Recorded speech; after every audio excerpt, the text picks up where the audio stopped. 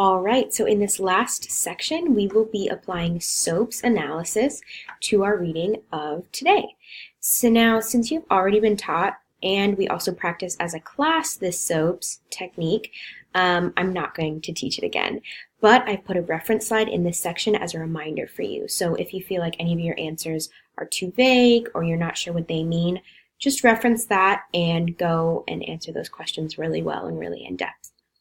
So on this next slide with the slide numbers 1, 2, and 3 on it, that is your direction. So let me explain because I might need to explain what the directions are. As you see, 1 and 3 are something you use for your overall reading. So every section overall, you're going to answer the S, the O, the A, the P, and the S for that. And then you're going to choose 2 sections within that whole reading, and you're going to do another section of SOAPs on it. In other words, you're going to have 3 total, 1 for overall and 1 for a specific section and another for a specific section.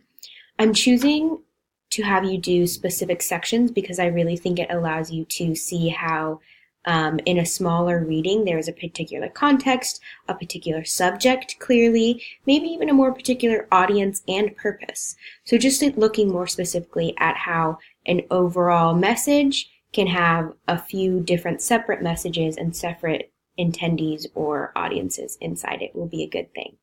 Thank you so much for watching. Good luck with this, and I'll see you in class tomorrow.